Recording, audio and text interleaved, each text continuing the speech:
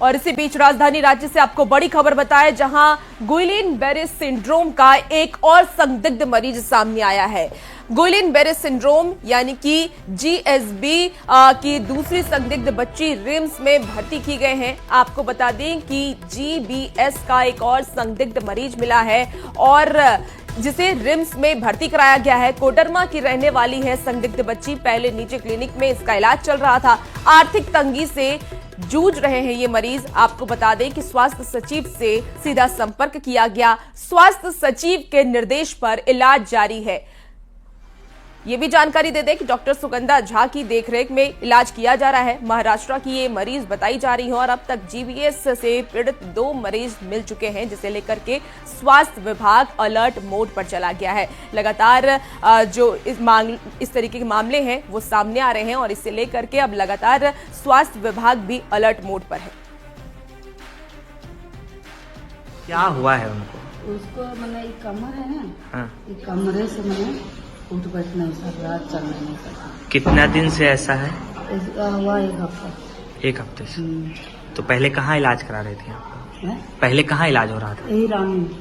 अभी लाए हैं यहाँ? कल लाए। तो मुंबई में रहती हैं ये? कोल्हापुर में रहती है। कोल्हापुर में? वहीं पे तबीयत खराब हुआ था? ना, हाँ वहीं मैंने किया तो 2 हफ्ता ठीक रहा। और उसके बाद खाना वाना खाया पिया, रात में ठीक, खेले कूदे सब किया और मैंने सुबह उठने नहीं। और गुइलेन-बेरे सिंड्रोम की अगर हम बात करें तो लक्षण की देखिए बात कर लेते हैं। छाती की मांसपेशियों में कमजोरी महसूस होगी। अगर ये लक्षण है तो आप एक बार जांच जरूर करा ले। बोलने और खाने में भी दिक्कत हो सकती है। तो ये जीबीएस के लक्षण हम आपको बता रहे हैं। और हमारे साथ इस वक्त संवाददाता गौरव झा लाइव जुड़ चुके हैं। उनसे ज्यादा जानकारी लेंगे कि इसे लेकर के स्वास्थ्य विभाग की आगे क्या तैयारी है और किस तरीके से स्वास्थ्य विभाग आगे काम कर रहा है। गौरव के साथ पास हम सीधे चलेंगे।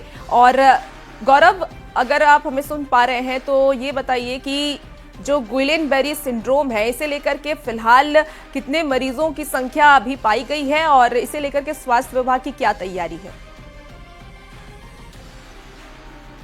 हम आपको बता दें कि जीबीएस का ये दूसरा मामला रांची में देखने को मिला है। इससे पहले एक मामला बालपन अस्पताल में मरीज अब भी भर्ती है और ये दूसरा मामला। और दोनों ही मामले में जो समानताएं दिख रही है वो ये दिख रही है कि दोनों ही मरीज महाराष्ट्र से वापस आए हैं। यानी दोनों का जो यात्रा रहा है वो महाराष्ट्र का रहा है और महाराष्ट्र में ये बीमारी जो है वो बहुत ज्यादा फैला हुआ है। करीबन 130 मरीज इस बीमारी से ग्रसित हैं। अगर हम झारखंड की बात करें तो झारखंड में रांची में ही ये दूसरा मामला आया। अभी जिस मरीज को रिम्स में कल भर्ती कराया गया है, उनकी स्थिति की बात करें तो उनके पैर के निचला जो हिस्सा है, पैर से नीचे का जो हिस्सा है वो काम करना बंद कर चुका है। डॉक्टर बताते हैं कि उनका इलाज बेहतर तरीके से किया जा रहा है। ऑक्सीजन सपोर्ट भी दिए गए हैं। इसके साथ साथ डॉक्टरों की एक टीम भी उनकी देखरेख कर रही है। पिछले दिनों मुख्यमंत्री हेमंत सोरेन ने भी इस पूरे मामले को लेकर स्वास्थ्य विभाग के वरीय अधिकारियों के साथ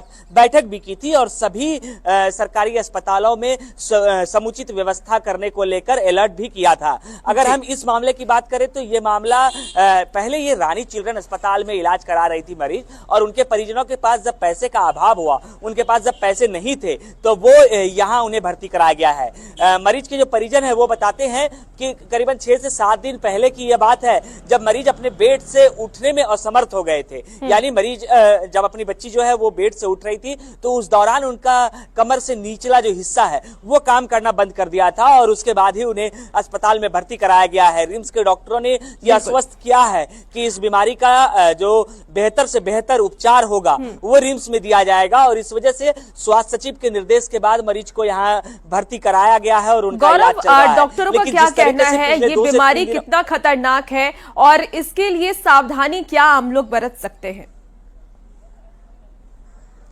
बिल्कुल डॉक्टरों का कहना है कि इस बीमारी के जो लक्षण है वो सबसे पहले पैर के निचले हिस्से से लेकर शरीर के ऊपरी हिस्से तक आता है। यानी सबसे पहले आपके पैर को पैरालाइज करेगा, फिर कमर के ऊपरी हिस्से को, फिर उससे ऊपर और फिर दिमाग तक ये चढ़ेगा और फिर बीमार जो मरीज है उसकी स्थिति खराब हो सकती है। डॉक्टर ये सलाह देते हैं कि इसके लिए आप जैसे ही इस तरीके के कोई भी लक्षण आपको दिखे तो जितनी जल्दी हो सके वो डॉक्टर से आप संपर्क करें, डॉक्टर के पास जाएं, अस्पताल में जाएं ताकि बेहतर से बेहतर उपचार भी आपको मिल सके। ठीक है गौरव, आप नजर बना के रखिए, तमाम अपडेट आपसे लेंगे। बहुत शुक्रिया फिलहाल जानकारी के लिए।